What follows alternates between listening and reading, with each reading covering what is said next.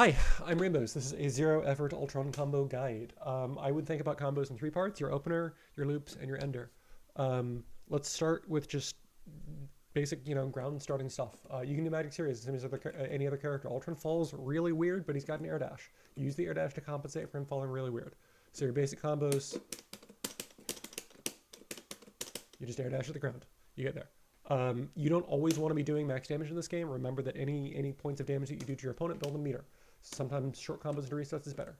It's very just learn stuff you're comfortable with. The only thing that modulates combo length in this game is the amount of damage that you've done. So you can do anything that you want to get to that damage point, and then the combo is going to be the same. So if you find one loop easier, you don't like loops, you prefer fly combos, do that. He's got fly combos. You just gotta fly.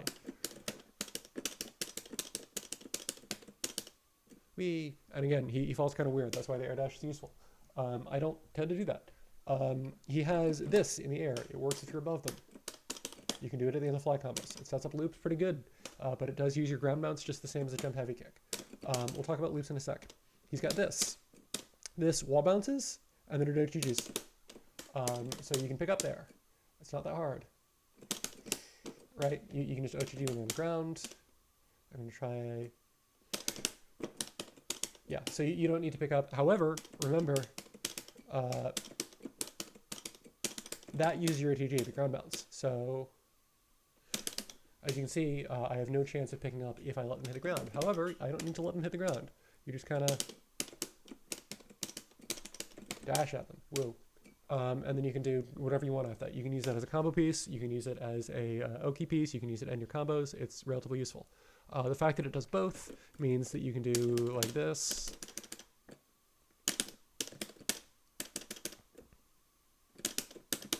Ah! Pretend I can dash. Fuck me.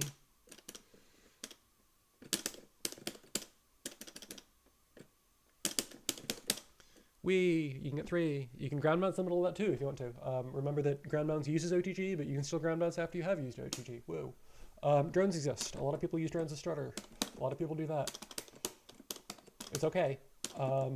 This only uses OTG. It doesn't use ground bounce or whatever, so you can do it. If you want, you can do complicated stuff off that. You can do like... Look at me, I used a drone. If you want to call... or I used a ball. You can make 2 balls. Or 2 drones. You can make 2 balls too, probably. Fuck it. Whee! Is that better than anything else? I don't know. It's a starter. Your starter should basically depend on what moves you like to use in neutral and how fast you can confirm things. That builds a little bit more bar for you and your opponent than some other starters. But again, the only thing that really matters is the damage. So do whatever you're comfortable with. Let's talk about loops. He's got 2 loops. One of them, the corner loop. Zero execution. Fuck me. Of course.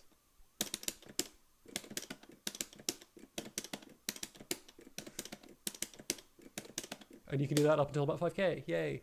And you can do it off of any starter. You can do it off of any way you get into the corner at all, ever. He also has choke loops. I recorded these because I usually don't do these. Because again, the only thing that matters is damage. And if you have a route that carries to the corner without doing a bunch of these, then you don't have to do them. Basically, you do the up choke slam, and you do it when they're kind of far away from you and kind of high, and you only get 1 hit like that, and you can loop that until about 5k. If you hit the corner, you can transition to the other loop, and you can do whatever the fuck you want for your ender, and you can do the choke and stuff, and all of these pieces can combine into whatever you want. Yay! There's one other starter that's possibly worth talking about, and that's... let me be in the other corner... one of the starter that's possible worth talking about, and this is the one that some people do. This is character specific. It works on basically everybody except Ultron himself. Why doesn't it work in the mirror? I don't know. But this is a really good way of getting them up and then down so that you can do a little bit more damage without having to use your ground bounce. It's cool. Also, the loop, the corner thing. If you want to, and I'm going to switch sides again. You can do variants of that mid-fly combo, right? Right? And a lot of people have routes to do that. He has a lot of routes. You can do whatever you want. Let me talk about some ways to get into chokeslam loops, just because I've got this recorded. You've got that. Why would you do that? I don't know. It's cool as shit though. That's fucking sweep, launch, fly, dash forward, jump heavy punch, dash down back, because you need to for spacing. Don't ask. And then he's got this. This is really easy. You can do this right now. I guarantee you. You just kind of jump and then you dash down off of regular launch. You can't do a sweep there. It has to be regular launch. If you sweep them, they're too high. This one you need to do sweep. This you just sweep, launch, instant air dash like you're playing fucking Guilty Gear. Do a jump heavy punch. Sets you up for loops. Don't need to do anything fancy. You don't need to burn your OTG. This is what I do. I don't know why I learned this, but I did. I think it looks cool. This game, again, the only thing that matters is damage. So you can do whatever you want. You do not have to do hard stuff. You do not have to do easy stuff. You can do whatever you want. So that's loops. If you catch somebody in the air, honestly, unless you're playing Power Stone, just you do one of two things. One, get above them and do that, or two, then and obviously height matters a little bit here. Fuck me. Just sweep, dash to the ground. Or not sweep, ground bounce, dash to the ground. You will consume your ground bounce, but in both cases, you will be in a position where if you have chokeslam loops, you can do them. And if you don't have chokeslam loops, who cares? Just do a short combo. Get Oki. It's not a big deal. So we've gone over starters, we've gone over loops. Let's talk about enders really fast. Basically, most people like to do this at the end of their combo because it stabilizes the position and it puts you in a place where you can do things. Some people do this, and then they'll be like, "Oh, look, I can make drones. I can make drones." I don't think I do not think that is that great. The thing that I think is the best is you have execution. I'm recording. And you do that. And then you get a drone, and the drone will cover some things and make it a little bit easier for you to mix them solo. If you have a partner, you can do whatever the fuck you want. This is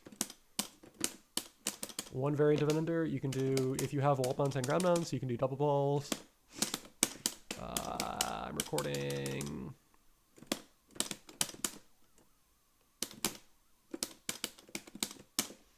Like that, you can do whatever you want. Ball is really useful, and even when ball would not combo from something, remember that you've got the tag crash. So here, what's happening is that tag crash is making the ball connect, which makes it much easier. The more resources you have at the end of a combo, the better it is, ideally. So if you can, you want to save ground bounce, wall bounce, OTG, all that crap to allow for fancy extensions with your partner. If you can't save them, it's not a big deal. Just do stuff. Ball builds a crap ton of meter for both you and your opponent, so it's sometimes good, sometimes bad, depending on your playstyle and what's going on in game, but at the same time, they'd be kind of dumb if they just counter switch right into ball, right?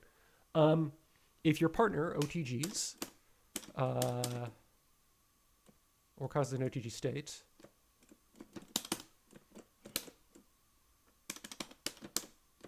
you can pick up straight into ball like that. I like to do that. You don't need to, but it's a thing that you can do to stall out the combo a little bit and make sure that there's some garbage on the screen that they can't counter switch into. I'm trying to think if there's anything else useful. I think I've taught you openers, kind of. I think I've taught you loops, kind of. And I think I've talked at least a little bit about enders. Do whatever the heck you want. Some interesting damage thresholds. Fierce in a fly stops working at 4,500 damage off of a Fierce starter. That is clockwork. So if your combo, if you're like, you're doing crap like that.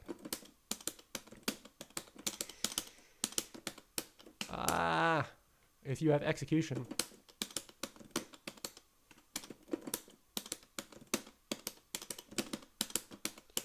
I mean, first of all, I'm just dropping that because I'm doing an invalid sequence, I guess. But the point is that if you do a bunch of crap and you're at 4,700 damage when you launch, you're not going to be able to do a flight combo. Keep that in mind.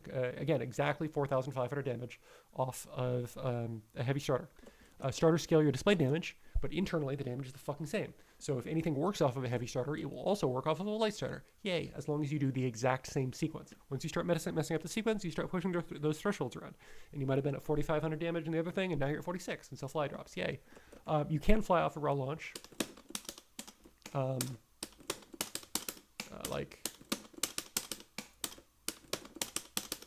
See, and you can just do dash fierce immediately.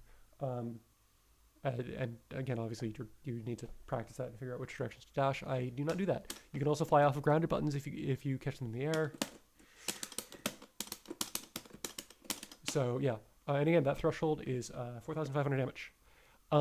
Crap stops being cancelable into specials at around 5,200. So above 5,200, if you're doing your loops and you hit like 53 whatever, and you try to do that into that, then that's not going to combo. So you're going to have a really bad time.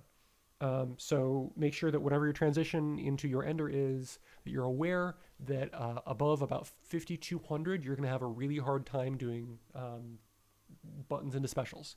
You can do buttons into buttons for a little bit past that, but not very much. And past like order of magnitude 53, 54, you're only going to be able to do like ground bounces and other forced knockdowns, or you're going to have to use tag to increase the hit stun and hit with tag crash. I think that was everything. How do you combo to supers? Don't end combos in level 1 unless it's going to kill. Level 1 is kind of bad. You can't combo into the other level 1. Yay, it's a command grab. Level 3, you can combo into a couple ways. The lazy way is you just do that in level 3. Let me pretend that I have 3 bars. And you just do level 3. That requires your ground bounce.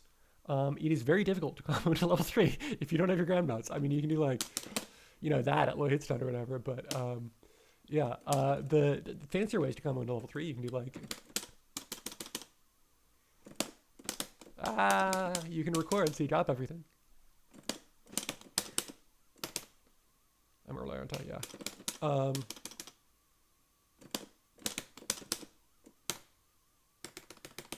You can do like this, even if you don't have 3 bars, you still get a level 3, yay. If you're doing like weird taggy stuff, you can do this. Into supers too, if you really want to. Level 3 is a little bit harder to connect there, but if you really need to extend a combo, optimal often looks something like that, assuming that you have ground bounce. Yeah, his level 3 is it's okay. You can usually combo into it, but again, just try to keep ground bounce for it. It's the easiest way to do it. I don't think there's anything else important. Oh, Power Stone. Power Stone exists. Yay. Woo. It's a Power Stone.